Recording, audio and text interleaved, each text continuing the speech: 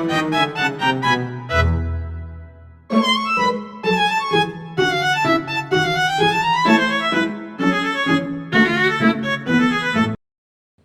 pagi dan salam sejahtera untuk kita semua. Di sini saya akan mempresentasikan tugas presentasi Bahasa Indonesia untuk karya ilmiah, yaitu tentang pedoman umum ejaan bahasa Indonesia, yang dimana dosen pengampu kami yaitu Pak Akis Yuliansyah, SPD MPD. Sebelumnya, perkenalkan nama saya P. Dailang S dengan NIM 212415007, Prodi Matematika, kelas A pagi semester 1. Langsung saja kita masuk ke materinya. Latar belakang, bahasa Indonesia memiliki fungsi dan kedudukan sebagai bahasa nasional dan bahasa negara Indonesia. Dalam berbahasa Indonesia, tentu tidak lepas dari kaidah dan aturan penggunaan bahasa yang baik dan benar. Kriteria yang diperlukan dalam kaidah kebahasaan tersebut antara lain tata bunyi, tata bahasa, kosakata, ejaan, makna, dan kelogisan. Bahasa Indonesia yang baik dan benar mengacu pada ragam bahasa yang memenuhi persyaratan kebaikan dan kebenaran. Dan bahasa yang baik dan benar adalah bahasa yang sesuai kaidah baku, baik tertulis maupun lisan. Selanjutnya, pengertian PUEB. Ejaan Bahasa Indonesia atau EBI adalah tata bahasa dalam bahasa Indonesia yang mengatur penggunaan bahasa Indonesia dalam tulisan, mulai dari pemakaian huruf, penulisan kata, penulisan unsur serapan, serta penggunaan tanda baca. Dalam menulis berbagai karya ilmiah, diperlukan aturan tata bahasa yang menyempurnakannya, sebab karya tersebut memerlukan tingkat kesempurnaan yang mendetail. Karya ilmiah tersebut dapat berupa artikel, resensi, profil, karya sastra, jurnal, skripsi, tesis, disertasi, dan sebagainya. Sehingga PUEB dapat diartikan sebagai suatu ketentuan dasar secara menyeluruh yang berisi acuan penggunaan bahasa Indonesia secara baik dan benar. Selanjutnya, ruang lingkup. Salah satu letak perbedaan antara PUEB dan PUEYD adalah penambahan ruang lingkup. Pada PUEYD hanya terdapat 3 ruang lingkup, yaitu pemakaian huruf, penulisan kata, dan pemakaian tanda baca. Sementara pada PUEB ditambahkan 1 bagian ruang lingkup, yaitu penulisan unsur serapan.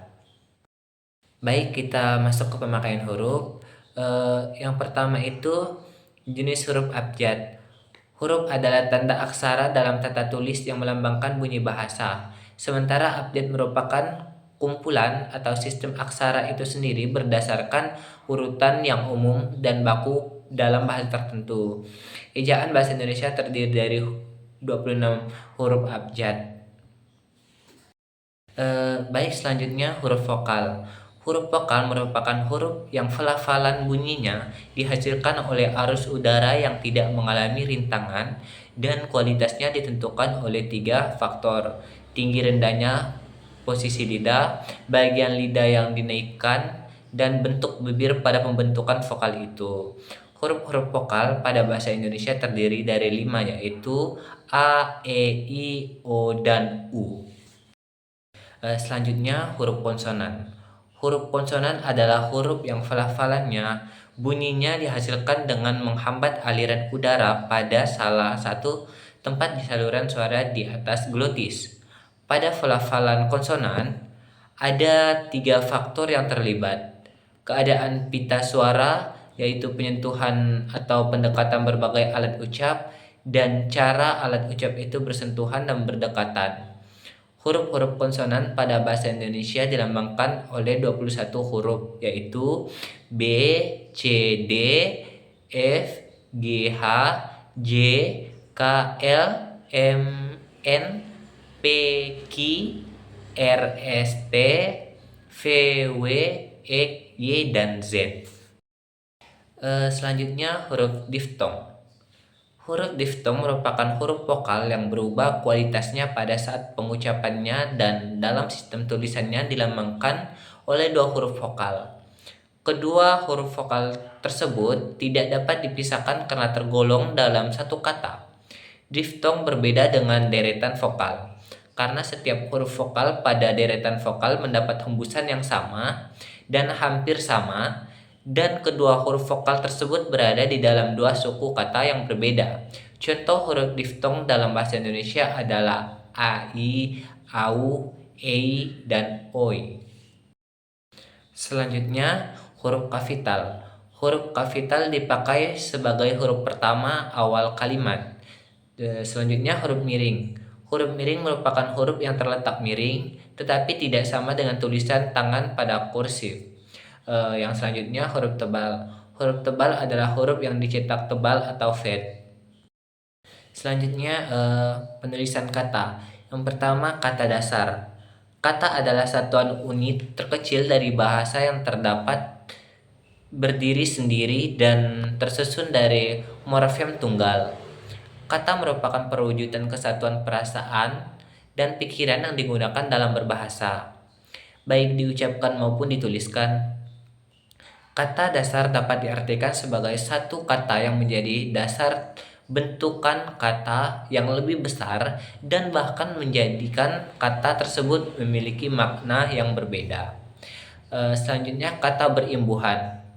Kata berimbuhan atau kata turunan adalah kata-kata yang sudah berubah bentuk dan makna disebabkan pemberian imbuhan berupa awalan afiks, akhiran atau sufiks, sisipan atau infiks, dan awalan akhiran atau konfiks.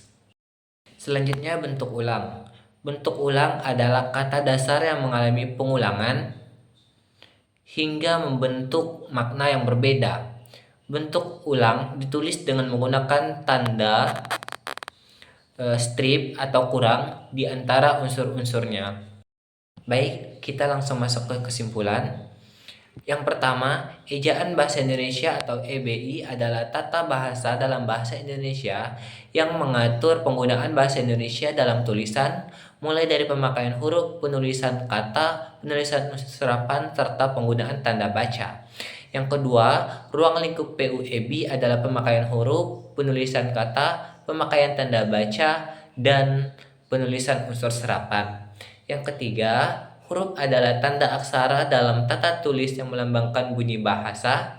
Pemakaian huruf yang diatur dalam PUEB antara lain huruf abjad, huruf vokal, huruf konsonan, huruf diftong, gabungan huruf konsonan, huruf kapital, huruf miring, dan huruf tebal. Selanjutnya, 4. Kata adalah suatu unit terkecil dari bahasa yang dapat berdiri sendiri dan tersusun dari morfem tunggal. Kata merupakan perwujudan kesatuan perasaan dan pikiran yang digunakan dalam berbahasa, baik diucapkan maupun dituliskan. Pedoman penulisan kata yang diatur oleh PUEB adalah kata dasar, kata berimbuhan, bentuk ulang, dan lain-lain.